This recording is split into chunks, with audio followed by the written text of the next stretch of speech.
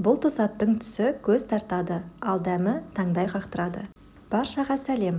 Бүгін біз көк жидектен, яғни голубикадан дәмі ерекше, ал пайдасы орасан, витаминге толы тосап дайындаймыз. Мені қолдау мақсатында каналыма тіркеліп, жақындарыңызбен бөлісуді ұмытпаңыздар.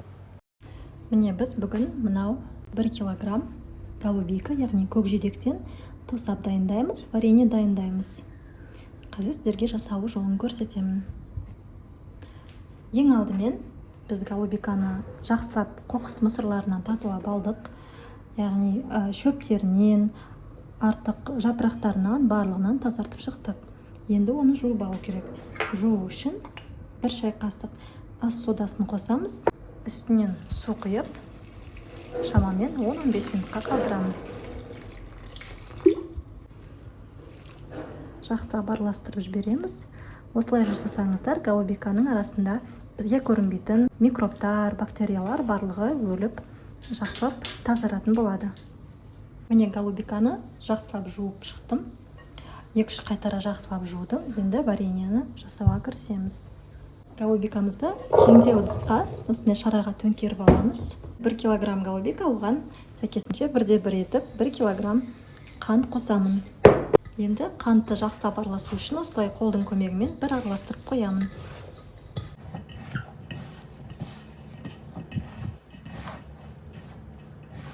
Енді лимон қосамыз. 1 лимон. Сіздер қаламасаңыздар, қоспай қойсаңыздар да болады. Мен дегенмен кішкене қышқыл дәмі болсын деген оймен 1 лимонды қосамын. Яғни 1 лимонның цедрасын, қабығын, сары бөлігін, ақ бөлігіне өтпейміз.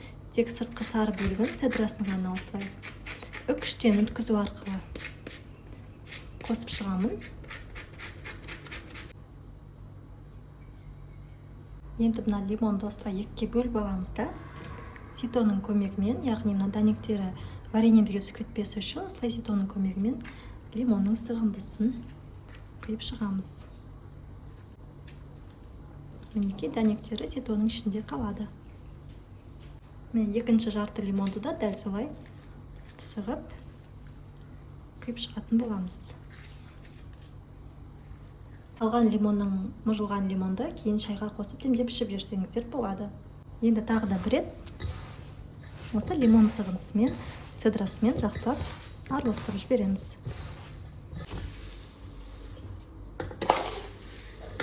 Вареньемізді қайнатып аламыз. Мен қанттың ерігеніне дейін күткен жоқпын.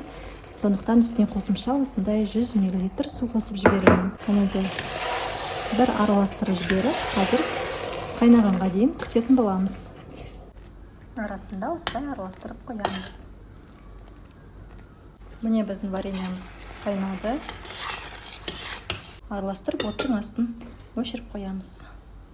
Вареньеміз бір-бір қайтып қайнаған соң, біз астын өшіріп қойдық. Одан соң 15-20 минутқа суытуға қалдырамыз. Және де қайтадан оттың үстіне қойып, қайнағанша күтеміз. Міне қайнады вареньеміз, астын жай қоямыз да 5 минут шамасында қайнатып, астын өшіріп қоямыз. Вареньені сіздер банкаға жауып алсаңыздар да болады, немесе күнделікті жегенге банкаға салып құйып қойсаңыз болады. Міне бізде осындай варенье дайын болды. Суыған соң банкілерге салып, күнделікті жеуге қолдансаңыз болады, немесе морозилькаға салып қатыруға болады. Рецепт ұнаған болса, каналыма тіркеліп кетуді ұмытпаңыздар және жақындарыңызбен бөлісіңіздер. Вареньенің дәмі өте тамаша. Сіздер де осы рецептпен жасап көріңіздер. Келесі кездескенше сау болыңыздар.